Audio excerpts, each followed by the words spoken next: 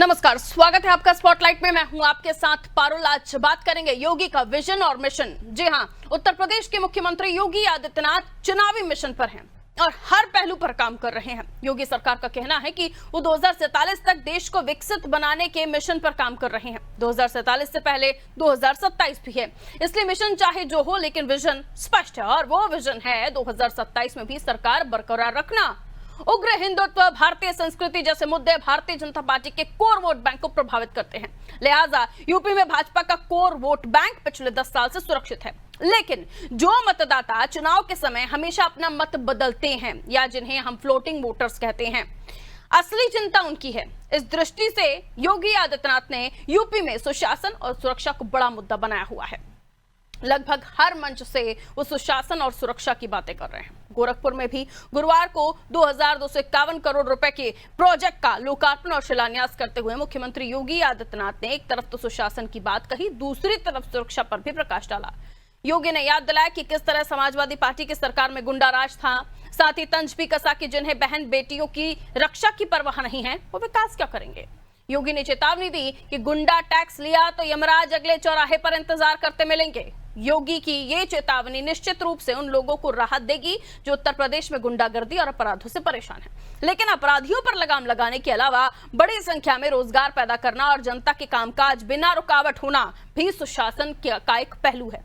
क्या इस तरफ भी योगी आदित्यनाथ का ध्यान उतना ही है? और अपराध पर लगाम लगाने के बावजूद यूपी में अपराध के आंकड़े अभी भी इतने डरावने क्यों हैं? आज की चर्चा इन्हीं सवालों के इर्द गिर्द करते हैं। पहले इस पर कुछ राजनीतिक प्रतिक्रियाएं हैं, वो आपको सुनवा देते हैं, सुनिए। देखिए, सभी चाहते हैं कि प्रदेश में विकास हो। हम भी चाहते हैं कि प्रदेश में नए रोजगार, उद्योग धंधे लगे, इन्वेस्टमेंट हो ताकि नौजवानों को रोजगार मिले और प्रदेश विकास के खुशहाली रास्ते पर जाए। लेकिन भाजपा सरकार तो सिर्फ और सिर्फ प्रचार तक सीमित है।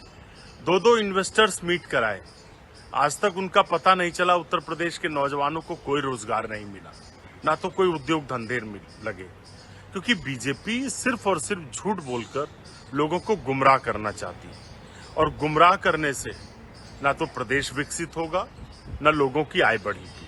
उत्तर प्रदेश के मुख्यमंत्री जी कहते हैं कि 2047 तक हम प्रत्येक व्यक्ति की जो वार्षिक आय है वो 26 लाख कर देंगे। अभी की हालत क्या है? 1 लाख के पास है। तो झूठ से काम नहीं चलता, सरकार को सच का सामना करना पड़ेगा। और सच्चाई ये है कि बेरोजगारी, महंगाई चरम पर है, नौजवान पीड़ित है, इन्वेस्टमेंट हो नहीं रहे। सिर्फ प्रोपेगेंडा करने से प्रदेश का विकास नहीं होगा। उत्तर प्रदेश की योगी सरकार कानून व्यवस्था के नाम पे कितना भी धोखा दे दे, वास्तविकता यह है कि कानून व्यवस्था के लिए उत्तर प्रदेश की योगी सरकार कोई काम नहीं कर पाएगी।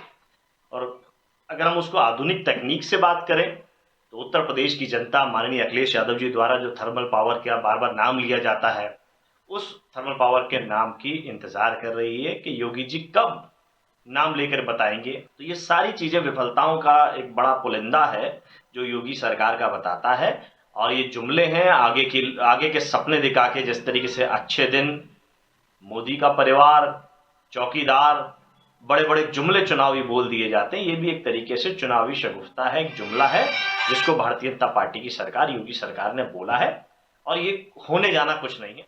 देखिए, 2017 से उत्तर प्रदेश में पूज्य योगी आदित्यनाथ जी की भारतीय जनता पार्टी की सरकार चल रही है और आपने देखा इस प्रदेश का किस प्रकार से कायाकल्प होता है, ट्रांसफॉर्मेशन होता है। जो कभी अपराध और अपराधियों के लिए मुफीद जगह माना जाता था, आज वही जगह अंतर्राष्ट्रीय विदेशी निवेश के लिए सबसे मुफीद जगह माना जा रहा है। आज उत्तर प्रदेश देश की दूसरी सबसे बड़ी अर्थव्यवस्था बनकर के उभरा है।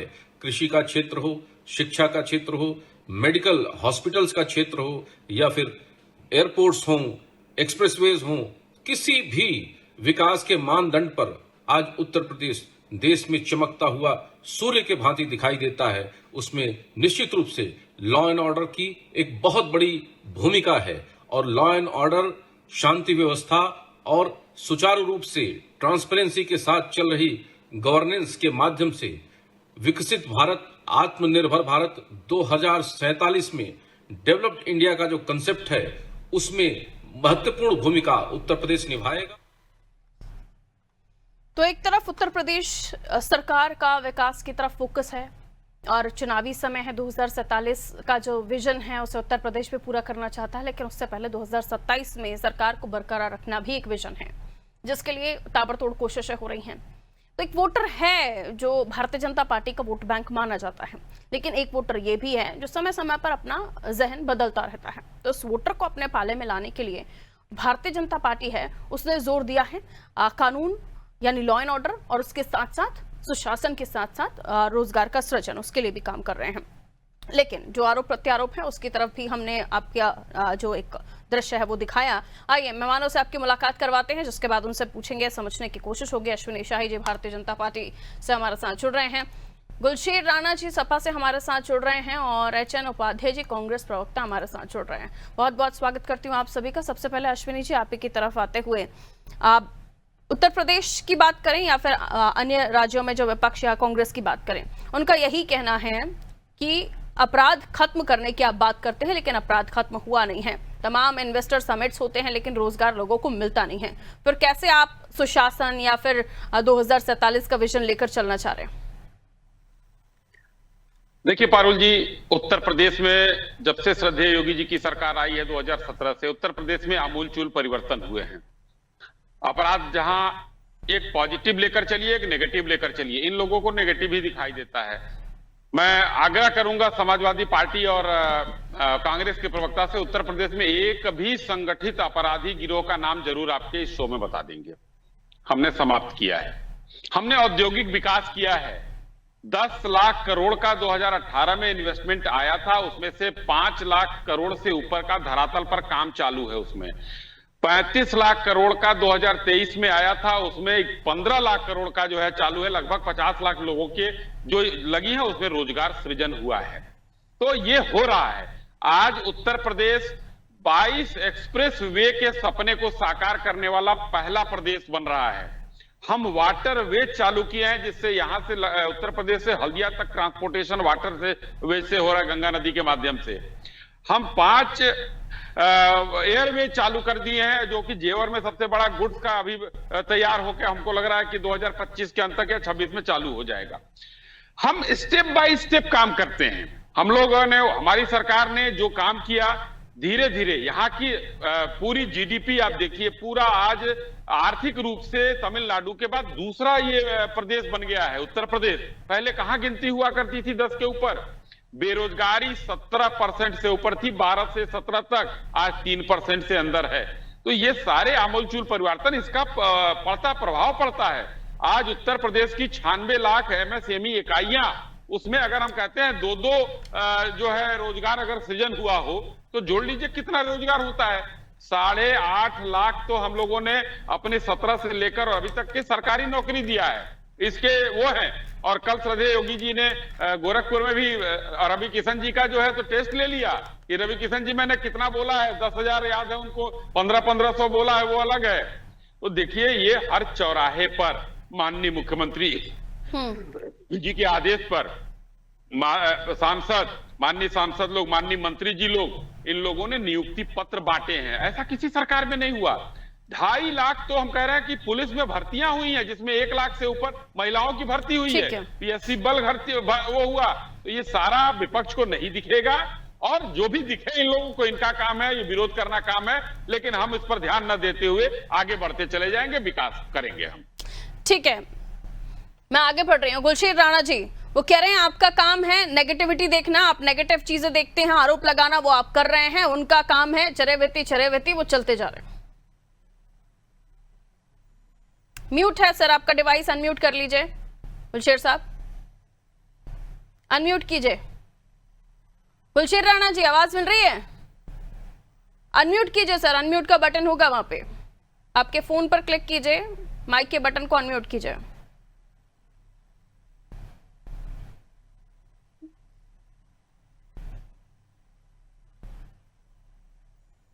ठीक है, मैं लौट रही हूँ आपके पास, चेक करवा लेती हूँ।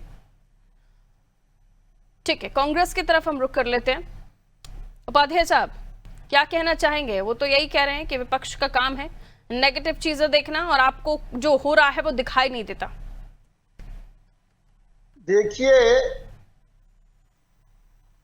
ऐसा है पारुल जी जी कि ये निगेटिविटी तो बीजेपी देश की आजादी के पहले और बाद से ही इनके अंदर निगेटिविटी है। ये निगेटिविटी है कि पूर्व के सभी नेताओं की उपलब्धियों को वो भूलकर उसकी कमियां बस गिनाते हैं। आप बताइए, अभी रोजगार मेला लगा था जी लखनऊ में, और वहां पर जितने अभ्यर्थी थे वो कह रहे थे हाँ हाँ हो गया है लेकिन अभी फोन आएगा। आधे से अधिक जितने भी दिखाई दे रहा था यही कह रहे थे हो गया है लेकिन अभी बाद में बताया जाएगा, और इस प्रकार से रोजगार मेला लगाते हैं। अभी जो हमारे राहुल जी ने कहा था कि 1 साल तक हम जो है प्रशिक्षार्थियों को 9600 रुपया महीना देंगे, तो उसका नकल करके इन्होंने एक निकाला था कि पहली बार जो ट्रेनिंग करेगा उसको हम कुछ पैसा देंगे, उसमें 10,000 तक भी लोग नहीं आए। क्या कमियां रही आपकी भाई कि आदमी 10,000 रुपया 9,000 रुपया लेने के लिए नहीं आ रहा है? भाई लोग यहाँ स्थायी नौकरी चाहते, जैसे अश्वनी शाही जी कह रहे थे कि उत्तर प्रदेश में और देश में हम धीरे धीरे चरणबद्ध, आपने धीरे धीरे चरणबद्ध ढंग से आप देश की और प्रदेश की जनता को गर्त में ले जाने का काम किया है। पहले प्रधानमंत्री जी नोटबंदी के द्वारा, फिर जीएसटी के द्वारा, उसके बाद किसानों का शोषण करके, मजदूरों का शोषण करके बाकी सही रहे काम, तो कोरोना में मालिए प्रकृति ने किया, आपका भी योगदान उसमें ज्यादा रहा। देखिए उत्तर प्रदेश में जो एक कह रहे हैं 2 इन्वेस्टर समिति की है लेकिन कोई आया नहीं उद्योग धंधे लगाने के लिए। यहाँ सुरक्षा ही नहीं है, कानून व्यवस्था ही नहीं है। तब भारतीय जनता पार्टी कार्यकर्ता तोड़ फोड़ करने लगे कंपनी में, कोई निश्चित नहीं है। अभी वो कह रहे थे संगठित गिरोह का नाम बता दीजिए। ये कुलदीप सेंगर साहब कौन है भैया, बताइए आप। और जो है चिन्मयानंद स्वामी जी ये कौन है जो अपना मुकदमा खुद योगी जी उनका वापस करा दिए। तमाम ऐसे उदाहरण है। बीएचयू में जिनके पकड़े गए महिलाओं के साथ जो है दुर्व्यवहार किए वो कौन लोग हैं, किस संगठित गिरोह के आदमी हैं। तमाम ऐसे उदाहरण है। उत्तर प्रदेश की जनता और युवा परेशान है। ये कह रहे हमारे सांसद लोग, मंत्री लोग नियुक्ति पत्र बांट रहे हैं। पहले जब कांग्रेस की सरकार थी और यूपीए की सरकार, अन्य पार्टियों की सरकार थी, तो विभाग द्वारा हर महीने 4-6 महीने में लेटर जाया करते थे नियुक्ति के लिए। जब आपको 2-4 साल में एक बार करना है तो सांसद से बंटवा लीजिए, चाहे प्रधानमंत्री चाहे मुख्यमंत्री से। ये तक रूटीन कार्य हुआ करता था। आपको 5 साल में एक बार तो नियुक्ति पत्र देना है तो उसको आप बांट देंगे। ये तो रूटीन काम है, अपने आप विभाग के लोग रूटीन करते रहते हैं। आपको देना है नहीं, कभी कभी दिखाने के लिए। नियुक्ति पत्र बांटने के स्टाइल से प्रॉब्लम है या नियुक्ति पत्र 5 साल में एक बार मिल रहा है इससे प्रॉब्लम है? नहीं, 5 साल में एक बार मिल रहा है उससे प्रॉब्लम है, लेकिन जो एक बार दे रहे हैं वो भी हल्ला करने। अच्छा चलिए, ये तो गनीमत है कि आपने एक्सेप्ट किया कि नियुक्ति पत्र मिल रहे हैं। जैसा कि साहिब जी ने कहा कि हमारे सांसद और मंत्री नियुक्ति पत्र बांट रहे हैं, उनका काम ये। उपाध्याय जी का बहुत बहुत आभार, माना तो आपने दबे शब्दों में ही। नियुक्ति पत्र जो है विभाग दे देगा, उसका है जी है। तो मतलब आपको स्टाइल से प्रॉब्लम है कि जो तरीका है वो नहीं होना चाहिए। नहीं, स्टाइल तो है ही है। स्टाइल भरमाने वाला है, जुमले वाला है, झूठ बोलने वाला है। 5 साल में एक आध बार कुछ नौकरी दे देते हैं, उससे भी हमको कष्ट है कि आप यहाँ के यूपी को रोजगार के लिए कुछ करिए। अच्छा, वो सुरक्षा सुशासन के मामले में अपने आप को अव्वल बताते हैं कि सुरक्षा हमने दी, उत्तर प्रदेश को सुरक्षित माहौल दिया, इस बारे में आपका क्या कहना है? कुशासन के मामले में नंबर 1 है। ये कुशासन है।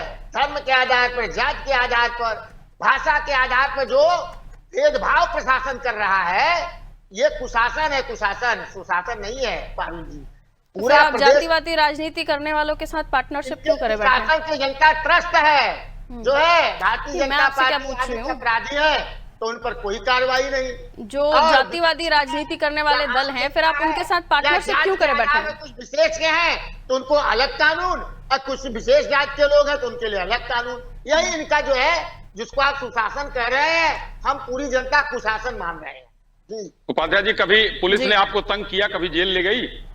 अरे बार बार अश्वनी जी हमारे पर आ गए, अब हमको क्या तंग करेगी? आप बताइए। हम ऐसा कोई जो शरीफ होगा उसको कुछ नहीं होगा, जो शरीफ नहीं होगा अपराधी होगा वो सीधा जेल जाएगा। मेरा कहने का तात्पर्य, आप सज्जन आदमी है, आपके साथ कुछ नहीं होगा। तो चलिए अच्छी बात है, आपने माना, आपको मैं साधुवाद देता हूं कि आपने दबे शब्दों में ही माना कि उत्तर प्रदेश में नियुक्ति पत्र बंट रहे हैं। बस धन्यवाद आपका। 5 साल 6 साल में एक बार थोड़ा तो बहुत। आप चलिए, क्या अच्छी चाहते बात, हैं? अच्छी- रोज नियुक्ति पत्र बांटने चाहिए, जब मन रोज करे नहीं, उठाओ 2 नियुक्ति साल पत्र महीने बांट दो में। ऐसा? अगर हर विभाग पर रूटीन करवाते रहे, पारुल जी हमेशा नियुक्ति करते रहे, हमेशा कंपटीशन कराने में परीक्षा और पेपर लीक हो जा रहा है, तो कहां से कर पाएंगे ऐसा नहीं। ठीक है। कभी आपके सहयोगी सरकार थी 12 से 17 तक, 26 बार पेपर लीक हुए थे उपाध्याय जी, कभी आप लोगों ने सवाल नहीं उठाया उसमें। माननीय मुलायम सिंह यादव जी ने तो किताब ही रखकर नकल के लिए कर दिया था, उस पर भी कभी सवाल नहीं उठाया। राजनाथ जी आज रक्षा मंत्री हैं, वो जब यहाँ पर शिक्षा मंत्री थे उन्होंने नकल कानून को रोका यहाँ। तो हम ये सब उपलब्धियां हमारे सब सरकार की है। माननीय कल्याण सिंह अभी नहीं है हमारे बीच में, उनके सरकार की उपलब्धि है वो। तो आप मानिए 1,95,000 नौकरी 12 से 17 तक सरकारी दिया है अखिलेश यादव सरकार ने। मायावती जी ने 85,000 दिया, यानी कि 7 से 17 तक में आपको 3 लाख नौकरी नहीं मिली, और 17 से और आज 25 तक 8.5 लाख सरकारी नौकरियां। रोजगार की बात मैं नहीं कर रहा हूं, वो अलग है। ठीक जी है। एसएन साहब, आंकड़े नहीं दिखाई देते आपको, वो कह रहे हैं, वो तो आंकड़ों पर बात कर रहे हैं। और उसके अलावा सुरक्षा की बात जब हम करते हैं तो इसलिए भी उत्तर प्रदेश में सुरक्षा को लेकर भारतीय जनता पार्टी की बात होती है, क्योंकि माफिया राज को हमने देखा खत्म होते हुए। कितने बड़े बड़े नाम, जिनका नाम लेने से पूजा पाल खुद इस पर खुद चेताती हैं कि कौन था जो लड़ लेता, वो खड़ी हुई ऐसे लोगों के सामने जिनकी तूती बोलती थी, और आज जिनकी तूती बोल रही थी वो अब खुद ही या तो है नहीं या तो सलाखों के पीछे हैं। तो इस चीज को भी तो मानना होगा ना कि जिनके नामों से डर या खौफ का माहौल था उनका खत्म हो चुका है सब।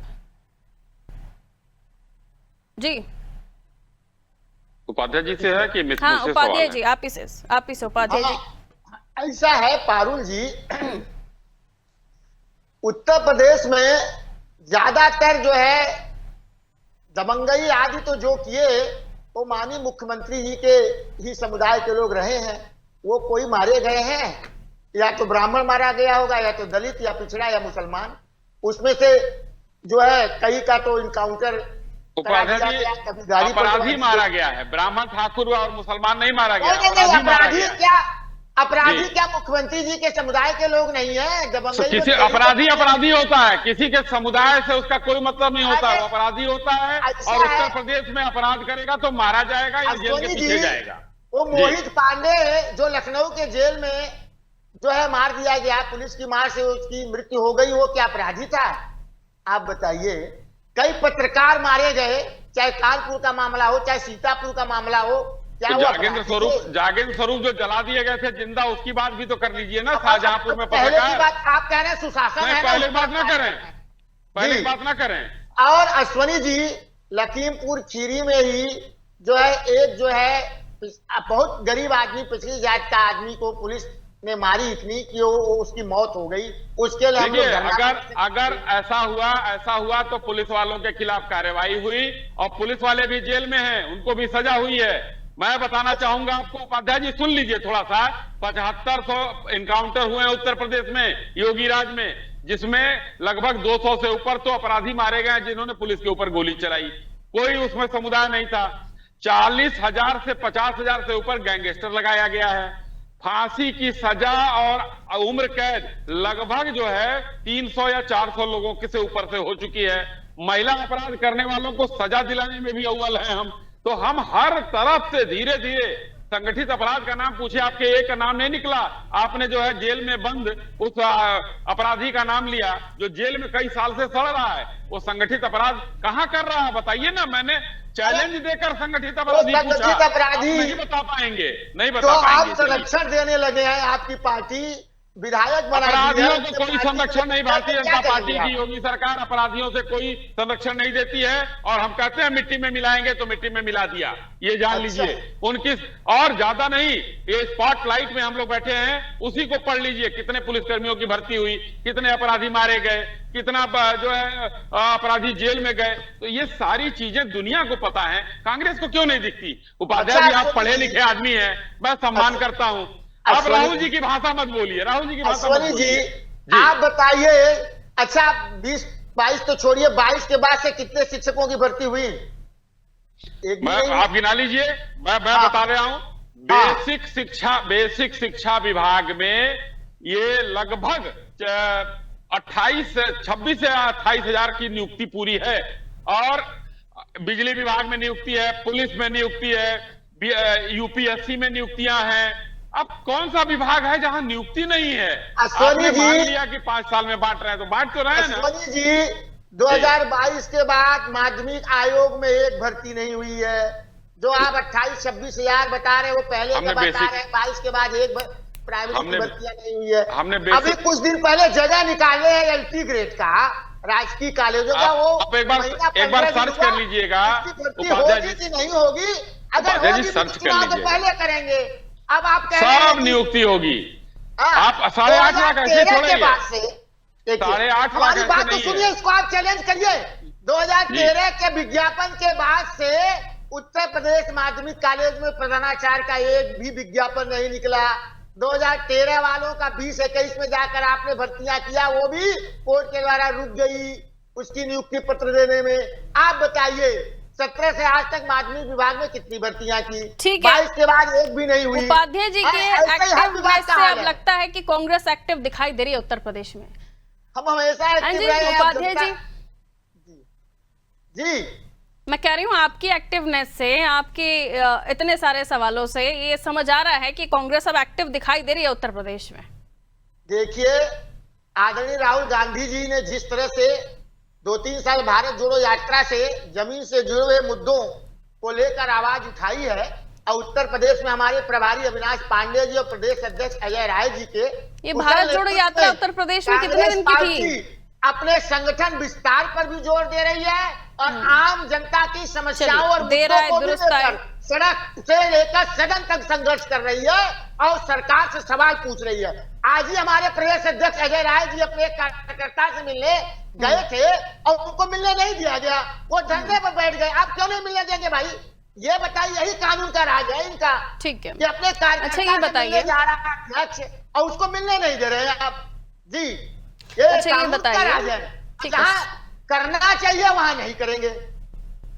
ठीक है, शुरुआती दौर से आप लोग उत्तर प्रदेश में उतना फोकस नहीं रहते हैं। मैंने जिक्र शुरुआती दौर में ही 2027 के विजन को लेकर किया, ये क्योंकि इलेक्शन आता है उसी टाइम उत्तर प्रदेश में आपके तमाम जो लीडर्स हैं वो दिखाई देते हैं। तो चुनाव से पहले आपको जो बताया गया है, चुनाव से पहले आएंगे, तैयारी करेंगे आप लोग, या फिर इलेक्शन टाइम में ही हमको दिखाई देंगे? क्योंकि राहुल जी ने ऐसा किया आप बातें तो कर रहे हैं, ये वहीं से फोन कॉल पे ट्रिंग होता है, यहाँ पर आके भी कुछ करने की तैयारी है?